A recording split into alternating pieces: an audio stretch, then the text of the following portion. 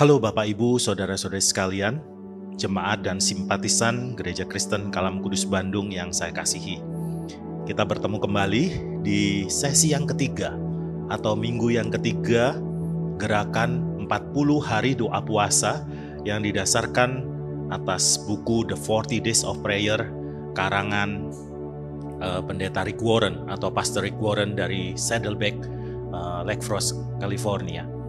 Bapak Ibu Saudara sekalian yang dikasihi oleh Tuhan, hari ini kita akan belajar sesuatu yang penting, yaitu dari doa Bapa Kami, salah satu doa yang paling terkenal di Alkitab, atau dalam bahasa Inggrisnya adalah The Lord's Prayer. Bapak Ibu Saudara sekalian yang dikasihi oleh Tuhan, ada sesuatu yang menarik berkenaan dengan doa Bapa Kami ini. Apa itu? Kalau Bapak Ibu perhatikan, yang meminta agar Tuhan Yesus mengajar tentang doa ini adalah murid-muridnya tentunya. Bapak Ibu kalau baca di dalam Injil Matius pasal yang ke-6, utamanya di ayat-ayat sebelumnya, kita akan tahu bahwa para murid meminta supaya Yesus mengajar mereka berdoa. Bapak Ibu Saudara sekalian, Tuhan Yesus dikenal dengan banyak sekali mujizat yang Dia perbuat. Begitu juga dengan khotbah yang sangat baik. Misalnya khotbah di bukit salah satunya. Tetapi menarik sekali, lagi-lagi para murid ini tidak meminta Yesus untuk mengajar mereka bagaimana melakukan mujizat, atau bagaimana berkhotbah, atau bagaimana melayani. Tetapi justru yang murid-murid minta adalah bagaimana Yesus mengajar mereka untuk berdoa. Tentu saja ada sesuatu yang luar biasa di dalam kehidupan doa Yesus yang dilihat oleh para murid, dan sehingga murid-murid mau belajar tentang hal berdoa ini. Bapak Ibu bisa jadi juga murid-murid ini melihat bahwa dasar atau power atau kuasa daripada pelayanan Tuhan Yesus itu mereka tahu didasarkan oleh doa yang dilakukan oleh Tuhan Yesus. Bapak Ibu Saudara sekalian, itulah sebabnya doa Bapa Kami yang akan kita bahas di saat ini menjadi sesuatu yang sangat penting. Bapak Ibu Saudara sekalian, doa Bapa Kami ini jika dibagi-bagi di dalam beberapa bagian, ya, kita akan melihat ada suatu pola doa. Bapak Ibu, Rick Warren membagi doa Bapa Kami ini menjadi 10 bagian. Semuanya tidak dibahas di momen ini, tetapi dibagi 2. Sesi kita pada hari ini hanya membahas 5 di antaranya, sedangkan 5 yang lain akan dibahas di sesi berikutnya atau di minggu depan. Ya, Bapak Ibu Saudara sekalian yang dikasihi oleh Tuhan, mungkin kita harus berpikir terlebih dahulu mengapa kita mesti berdoa. Bapak Ibu tentu tahu batu karang, bukan?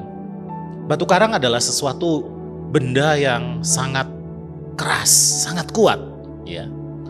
Tetapi Bapak Ibu sendiri tahu bahwa seiring dengan berjalannya waktu, ketika batu karang itu dihajar, diterpa oleh ombak besar, kecil, dan berkali-kali, apa yang terjadi Bapak Ibu?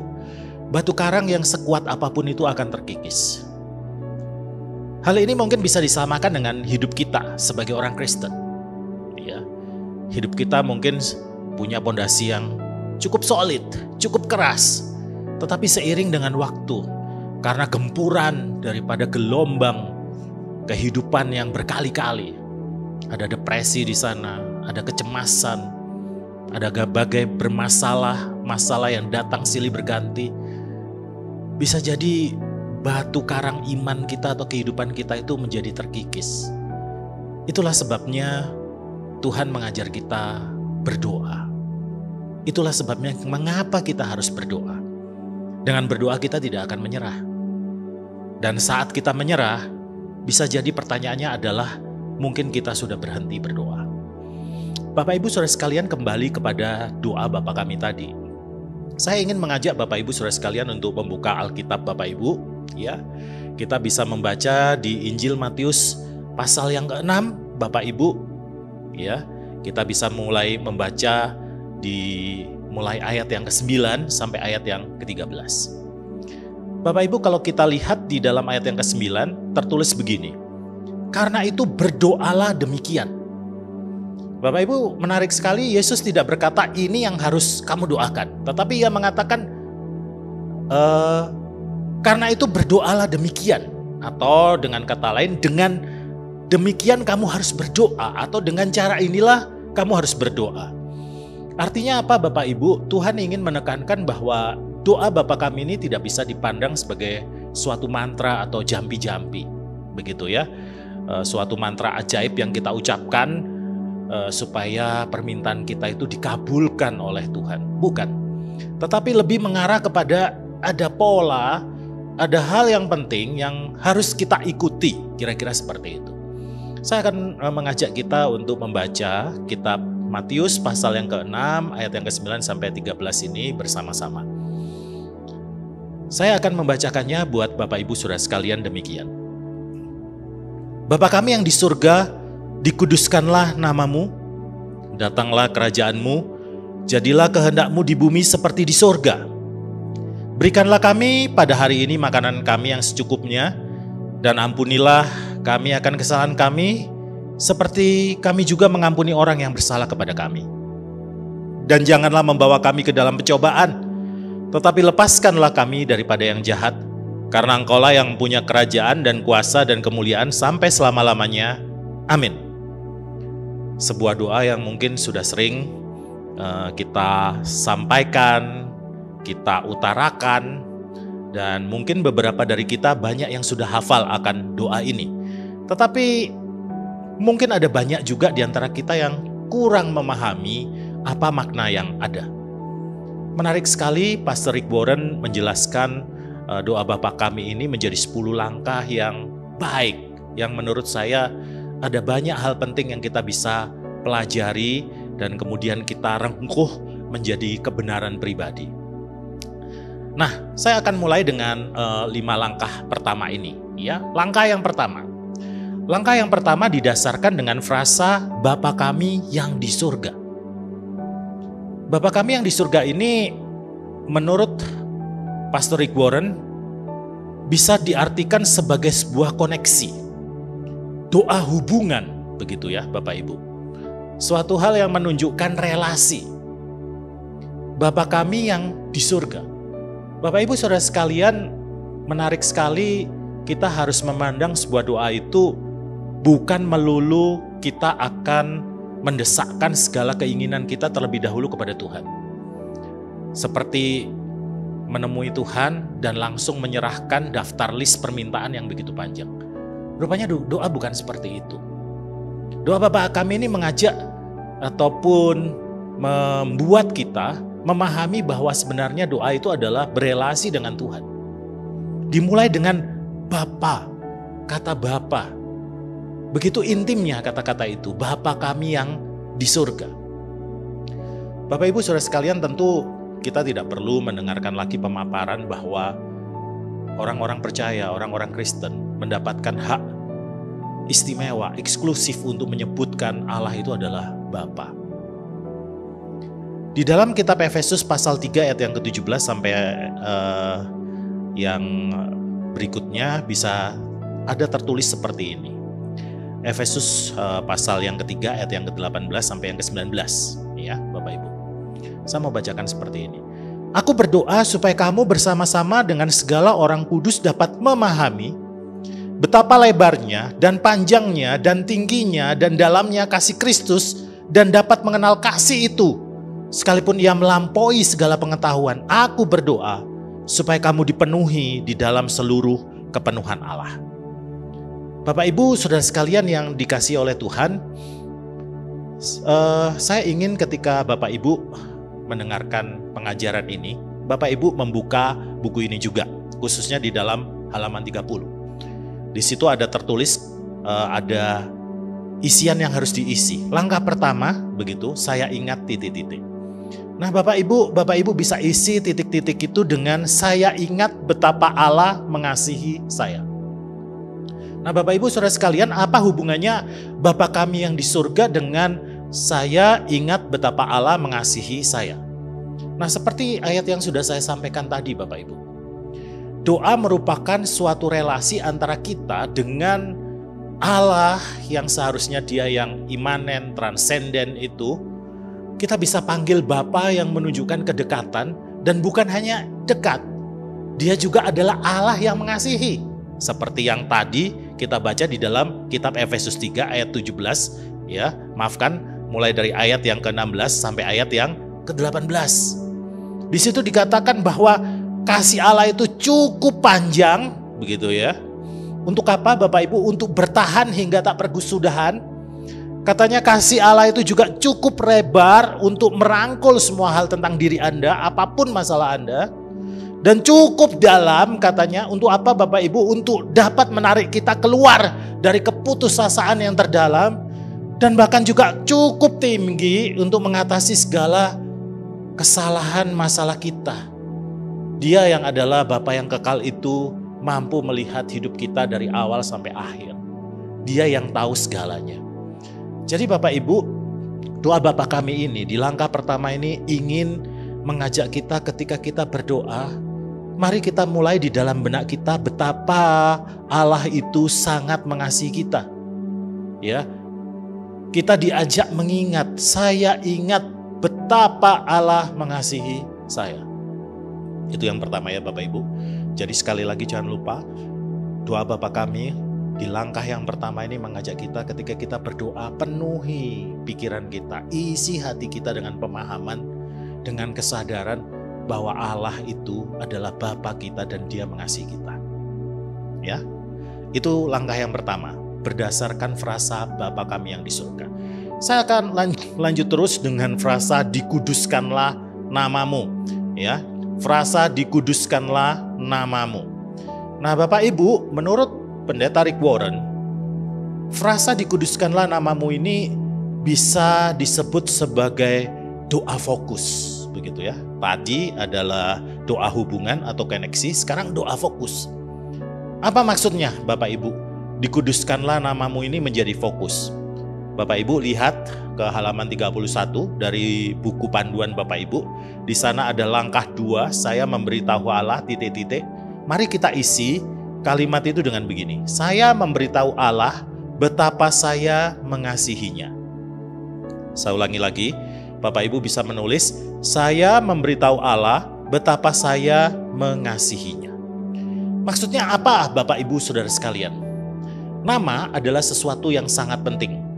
Khususnya di dalam teologi perjanjian lama, begitu juga baru, Bapak Ibu bisa tahu bahwa nama Allah itu berkaitan dengan karakter Allah. Siapa Allah sebenarnya? Bapak Ibu mungkin pernah dengar sebutan bahwa Yesus ataupun Allah itu adalah penasehat ajaib, Bapa yang kekal, gembala, pencipta, dan banyak hal.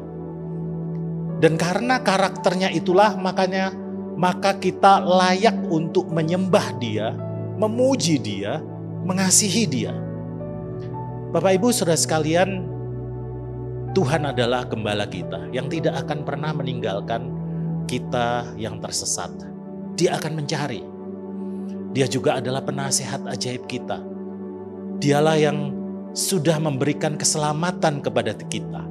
Allah Bapa mengirimkan putranya yang tunggal itu untuk mati buat kita. Oleh karena itu layaklah jika namanya dikuduskan. Kata dikuduskan ini, kata lain yang menurut Rick Warren lebih mudah dimengerti adalah saya memberitahu Allah bahwa saya mengasihinya. Bapak Ibu, kalau kita baca di dalam buku panduan kita, ada tertulis penjelasan yang sangat baik sekali. Nama Allah memberitahukan kita jati dirinya. Dialah sang pencipta yang telah membentuk Anda, Bapa yang mengasihi Anda, Juru Selamat yang mengampuni Anda. Dialah sang gembala yang menuntun Anda dan perisai yang melindungi Anda. Dialah penasihat yang memberi Anda hikmat dan penghibur yang memberi Anda kekuatan. Dialah sahabat terbaik yang pernah Anda miliki.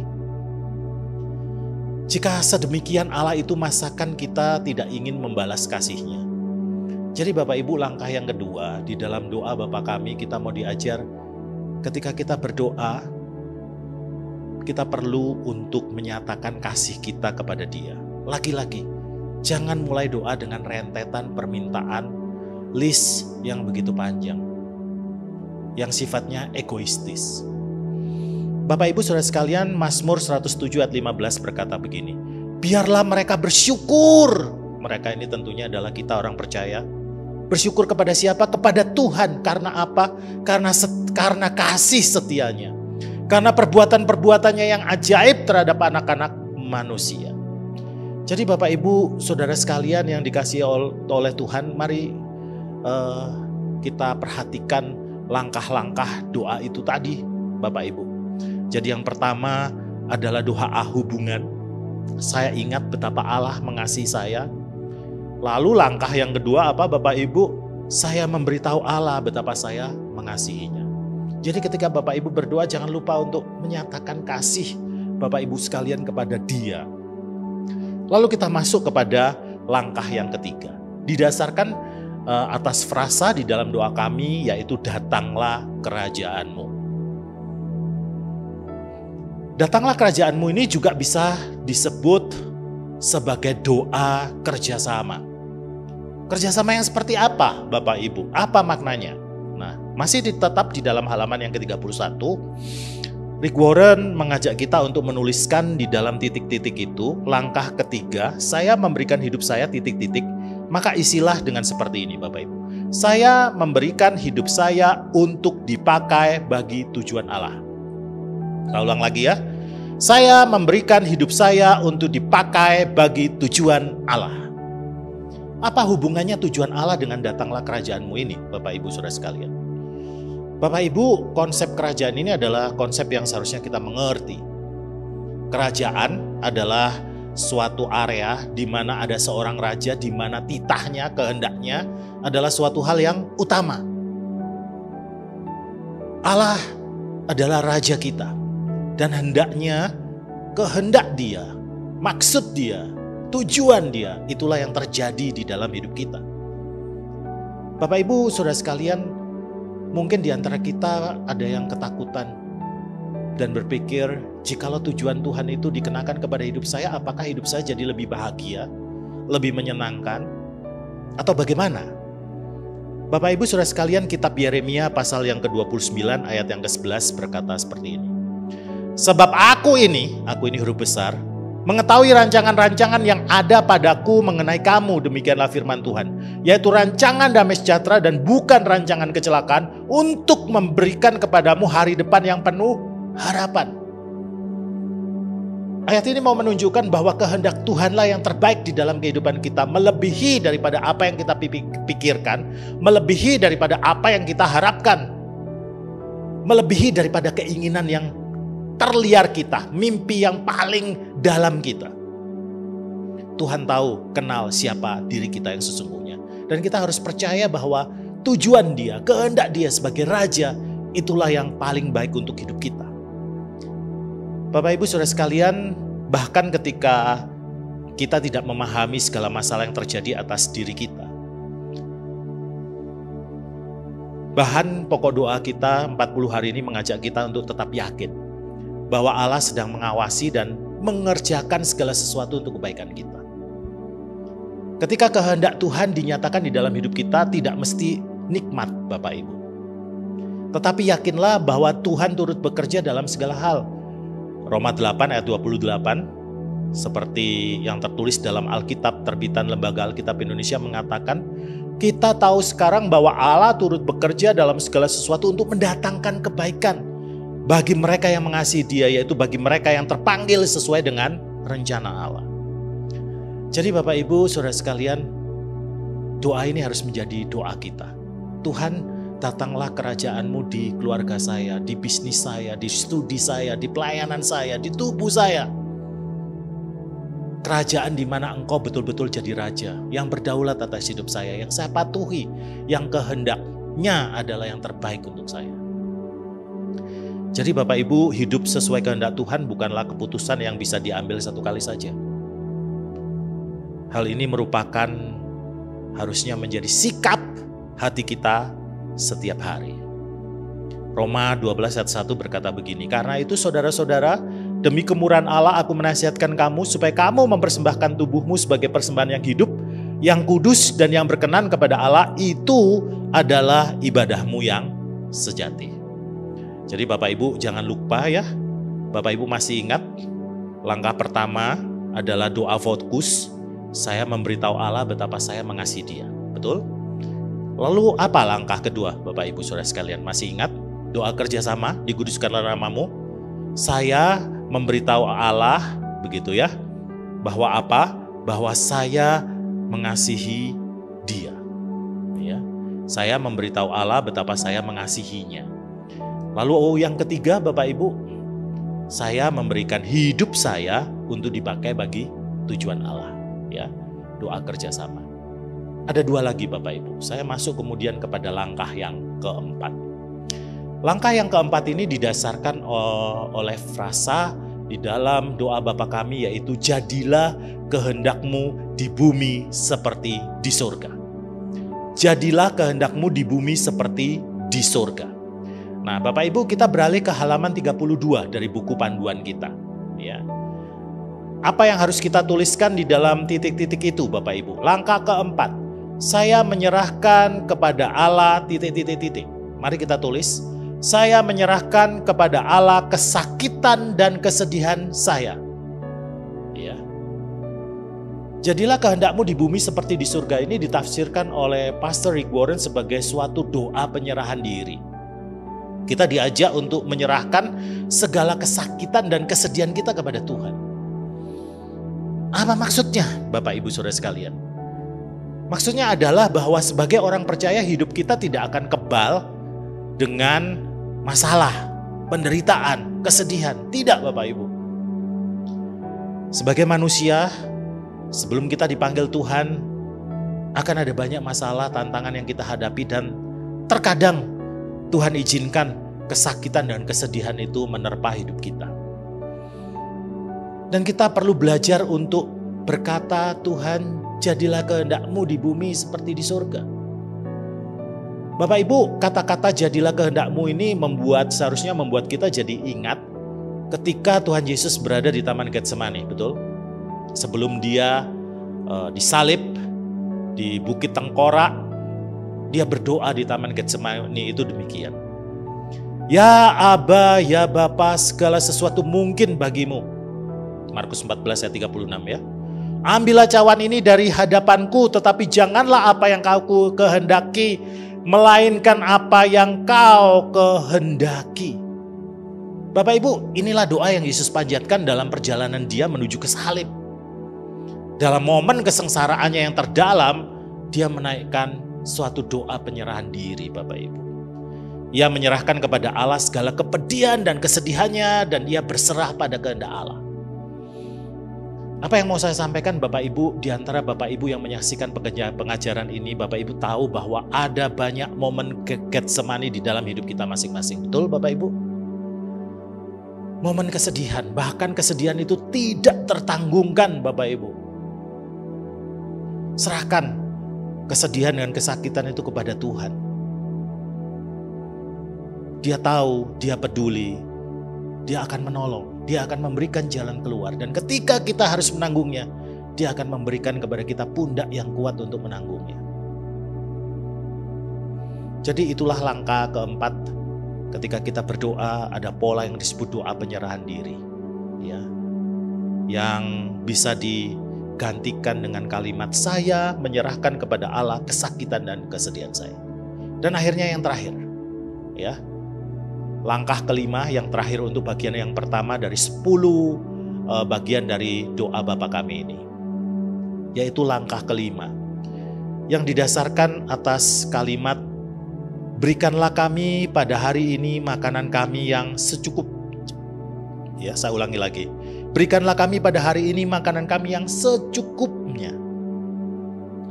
Bapak Ibu, apa yang kita bisa pelajari di sini? Kalimat ini bisa menunjukkan suatu bentuk kebergantungan, doa kebergantungan. Tetap di halaman 32, Bapak Ibu bisa lihat di situ ada langkah kelima, saya percaya Allah ... Mari kita isi dengan kalimat ini. Saya percaya Allah akan memenuhi segala keperluan saya. Saya ulangi. Bapak Ibu bisa tulis, saya percaya Allah akan memenuhi segala keperluan saya. Bapak Ibu saudara sekalian, berikanlah. Di situ Tuhan mengajar murid-muridnya untuk meminta kepada Allah Bapa, supaya Allah Bapa memberikan. Tentu saja disitulah kita bisa melihat suatu bentuk kebergantungan bahwa Allah lah sumber segalanya. Hanya Dia yang sanggup memenuhi. Kita mesti bergantung kepada Dia, gantinya bergantung kepada manusia, apalagi bergantung kepada diri sendiri. Bapak Ibu, setelah Anda memberitahu di surga, Bapa di surga bahwa Anda mengasihinya, dan setelah berserah pada kehendaknya, kinilah saatnya Bapak Ibu datang membawa permohonan Bapak Ibu. Karena apa? Karena Tuhan peduli terhadap segala yang ada di pikiran Bapak Ibu sekalian. Beritahukan kepadanya segala tantangan yang Anda hadapi hari ini, kebutuhan yang Anda perlukan, dan ketakutan serta kekhawatiran-kekhawatiran yang membebani Bapak Ibu saudara sekalian. Menarik sekali Bapak Ibu saudara sekalian, kalau Bapak Ibu perhatikan di situ ada kata makanan. Dalam terjemahan yang lain itu adalah roti. Berikanlah kami pada hari ini roti kami. Roti adalah suatu bentuk fisik yang menunjukkan bahwa Bapa kita tidak hanya mengurus hal-hal rohani, Dia mengurus sandang pangan papan kita. Dan Dia peduli. Bapak Ibu saudara sekalian, Filipi 4 ayat ke-19 berkata begini, Allahku akan memenuhi segala keperluanmu. Keperluan itu banyak Bapak Ibu. Dan saya tahu, saya yakin, dan Bapak Ibu akan setuju, termasuk keperluan fisik. Allahku akan memenuhi segala keperluanmu menurut kekayaan dan kemuliaannya dalam Kristus Yesus. Filipi 4 ayat yang ke-19. Menarik sekali ayat ini berkata, Allahku akan memenuhi segala keperluanmu. Bukan begini, Allahku akan memenuhi segala keinginanmu. Apalagi bukan seperti ini, Allahku akan memenuhi segala kerakusanmu. Tidak Bapak Ibu. Keperluan. Sesuatu yang kita butuhkan maksudnya. Bapak Ibu saudara sekalian, kita harus tahu bahwa Bapa kita adalah Bapa yang bijaksana. Sebagaimana seperti Anda sekalian sebagai orang tua, Anda tidak akan pernah memberikan apapun apa yang anak Anda minta. Tidak. Karena bisa jadi apa yang dia minta adalah sesuatu yang membahayakan atau bodoh. Begitu juga apalagi dengan Bapa kita di surga. Dia akan memberikan sesuai dengan waktunya yang paling indah, sesuai dengan apa yang kita butuhkan. Lalu ada yang menarik juga Bapak Ibu, di situ ada kata berilah kami pada hari ini. Artinya apa? Yesus mengajar kita untuk meminta keperluan kita itu hari ini. Ya. Artinya bahwa Allah ingin mengajar kita itu bergantung dari hari ke hari. Tuhan tidak langsung memberi semuanya sekaligus Bapak Ibu. Ya. Karena saya bisa bayangkan kalau Tuhan sudah memberikan kepada kita sekaligus semuanya sampai akhir hidup kita, maka kita tidak perlu meminta kepada Dia, kita tidak perlu bergantung kepada Tuhan. Betul? Tentu seperti itu. Tidak. Tuhan mengajak kita untuk bergantung padanya dari hari ke hari. Matius 6 ayat 23 sebagai ayat terakhir yang saya mau sampaikan dari video pengajaran hari ini adalah Matius 6 ayat 34 berkata begini, karena itu janganlah kamu khawatir tentang hari esok, kan hari esok mempunyai kekhawatirannya sendiri. Kesusahan sehari cukuplah untuk sehari. Jadi ada 5 langkah doa Bapak Ibu. Yang pertama yang saya sampaikan di pengajaran kali ini, apa saja itu Bapak Ibu? Pertama doa hubungan, ya, yang didasarkan atas frasa Bapa kami yang di surga. Saya ingat betapa Allah mengasihi saya. Jadi ketika doa, mulai dengan pemikiran itu. Tuhan adalah Tuhan yang mengasihi saya. Lalu apa Bapak Ibu? Yang kedua adalah doa fokus. Yang didasarkan oleh frasa dikuduskanlah namamu. Kata lain daripada itu adalah saya memberitahu Allah betapa saya mengasihinya. Jadi ketika berdoa, sampaikan bahwa Anda mengasihi Tuhan. Lalu yang ketiga apa Bapak Ibu? Lalu yang ketiga ada doa kerjasama, datanglah kerajaanmu. Saya, Bapak Ibu diajak untuk memberikan hidup kita untuk dipakai untuk tujuan Allah. Yang keempat apa Bapak Ibu? Masih ingat? Yang keempat adalah doa penyerahan diri yang didasarkan oleh kalimat di doa Bapa kami. Jadilah kehendak-Mu di bumi seperti di surga. Saya menyerahkan kepada Allah kesakitan dan kesedihan saya. Serahkan itu semua kepada Tuhan. Dan yang terakhir apa Bapak Ibu? Yang terakhir adalah doa kebergantungan. Berikanlah pada hari ini makanan kami yang secukupnya. Kita percaya Allah akan memenuhi segala keperluan kita. Sampai demikian video pengajaran pada hari ini. Selanjutnya saya mau mengajak kita semua untuk berdiam sejenak. Mari kita memejamkan mata, menundukkan kepala untuk berdoa. Mari kita mempraktikkan apa-apa saja 5 hal yang sudah kita pelajari. 5 hal yang menjadi pola dari doa yang diajarkan oleh Yesus kepada murid-muridnya, kepada kita, ya doa Bapa kami. Saya mau mengajak kita ketika kita berdoa saat ini kepada Tuhan, sampaikan betapa Anda mengasihi. Tolong ingat di dalam benak Anda bahwa betapa Tuhan mengasihi Anda sekalian. Mengucap syukurlah untuk Allah Bapa yang mengasihi kita, yang rela menyerahkan anaknya menjadi korban ganti kita.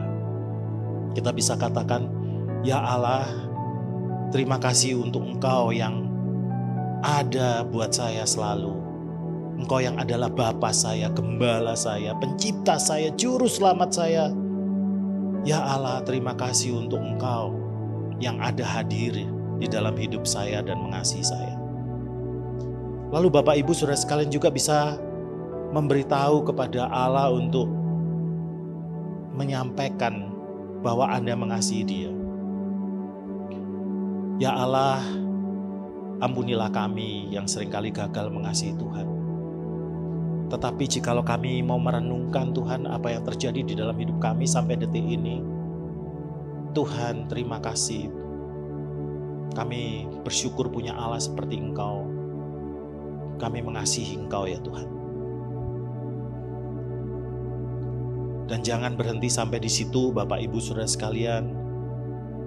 Mari kita juga memohon supaya hidup kita dipakai bagi tujuan Allah. Bapa yang di surga, Engkau Allah yang mengasihi kami. Kami mengasihi Engkau. Tetapi kami tahu ya Tuhan, hidup kami punya tujuan. Dan biarlah tujuan-Mu saja, kehendak-Mu saja yang terjadi atas hidup kami. Biarlah segenap keputusan yang kami ambil, jalan hidup kami ya Tuhan, akhirnya bermuara kepada kehendak Tuhan yang mulia, yang indah, rancangan yang ajaib yang dinyatakan dalam hidup kami. Terjadilah itu di dalam hidup kami ya Tuhan. Lalu mari kita serahkan seluruh sakit dan kepedihan kita kepada Tuhan. Kita bisa minta kepada Tuhan, menyerahkan segalanya itu kepada Tuhan, supaya Tuhan yang menolong kita. Kita bisa berdoa, ya Tuhan, kami mau bawa segala kesedihan, problema yang kami hadapi. Saya tidak tahu masalah apapun itu yang ada di dalam diri Bapak Ibu Saudara sekalian yang mengikuti video pengajaran ini, tetapi bisa utarakan itu kepada Tuhan. Tetap yakin bahwa Tuhan bekerja dalam segala hal mendatangkan kebaikan. Dan akhirnya mari kita menyatakan kebergantungan kita kepada Allah. Kita katakan bahwa Allah sanggup memenuhi segala keperluan kita. Tuhan, Engkau adalah sumber daripada segala sesuatu, pemilik alam semesta ini, yang bisa membuat ada dari yang tidak ada. Kami yakin percaya ya Tuhan, Engkau akan memenuhi segala keperluan kami. Engkau lebih tahu apa yang kami butuhkan daripada apa yang kami inginkan. Tuhan tolong kami. Tuhan tolong setiap kami yang sedang belajar di 40 hari doa puasa ini, supaya hidup doa menjadi bagian integral di dalam hidup kami sebagai orang percaya. Karena doa adalah nafas iman. Terima kasih Tuhan, di dalam nama Yesus kami berdoa mengucap syukur. Haleluya. Amin. Demikian Bapak Ibu Saudara sekalian yang dikasihi oleh Tuhan, video pengajaran ini. Jadi kita baru membahas 5 bagian dari doa Bapa kami. Pertemuan yang akan datang, rekan rohaniwan yang lain akan menyampaikan perihal 5 bagian doa Bapa kami yang lain. Terima kasih untuk Bapak Ibu sudah menyaksikan video pengajaran ini. Dan secara pribadi saya mengucapkan banyak terima kasih kepada rekan sepelayanan saya, Saudara Riki dan Saudara Resa dari Gereja Kristen Kalam Kudus Kupu Permai yang memungkinkan video pengajaran ini ada. Terima kasih Bapak Ibu, Tuhan Yesus memberkati, sampai bertemu di video pengajaran yang akan datang. Selamat berdoa mengalami kuasa bersama dengan Tuhan.